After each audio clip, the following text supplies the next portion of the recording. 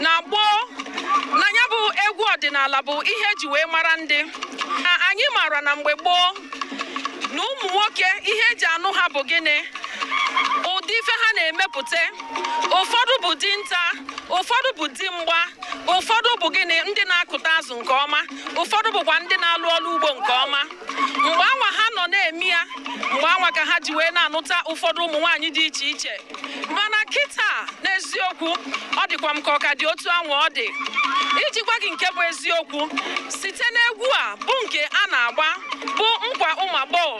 ka otu onye a maara amara nke ọma n'ala anyị bụ Naịjirịa mana mba Afrịka niile dị iche iche site n'egwu a ka o ji wee nụta nwaanyị ya na ya na-abụbi n'ụbọchị taa mana ya bụ ngwugwu a ga-atọpe atọpe adịrọ mma ka emie ya mbọ ya bụ ndị na-agbanya bụ egwu bụ ndị na-emetụ ụkwụ n'ala bụ ndị nkwa ụmụagbọghọ nke Afikpo dị na Ebonyi steeti n'eziokwu anyị na-aga n'iru ka anyị kirie ha aha m bụ Ada Igbo Juliet Ada Gburugburu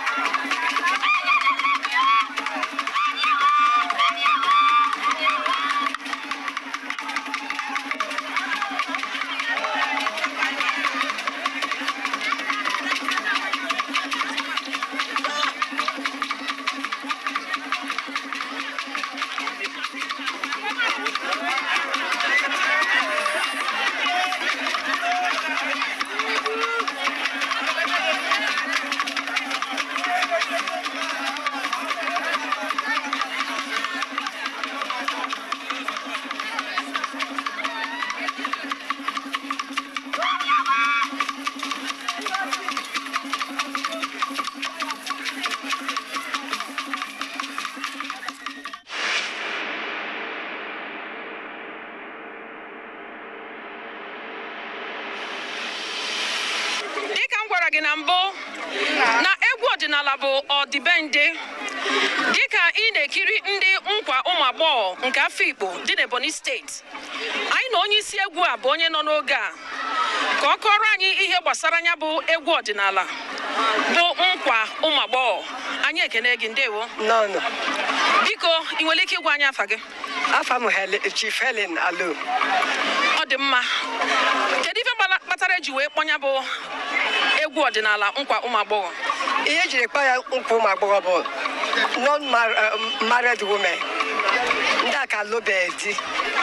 bụ ndị na-agbanya bụ egwu yes ndị na-agbanya na egwu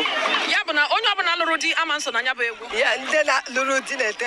nkwa nwite n'Afikpo mana ụnụ nwa na-ete nkwa ụmụagbọghọ anyị nwa na-ete nkwa ụmụagbọghọ biko ị nwere ike ịgwa anyị mgbe ya bụ egwu bidoro 1960 something. It's a very long time. Ya bụ na ya bụ egwu elugo afọ 51 ị ga-afọ Prọfesọ Uchenna Zikiwe is a leader of Umuagbogho before during the olden days before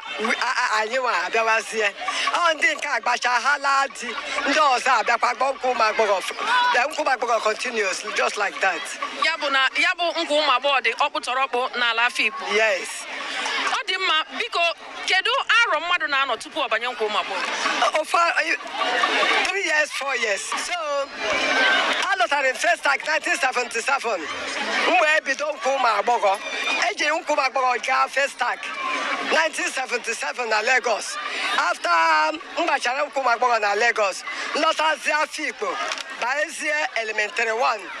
1977. So, Ogaho, military Umuagbogho, Gacha, USA, United States of America, Ghana, London,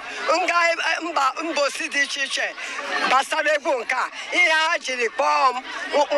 chieftaincy title, triple chief, Ndanambara Korom,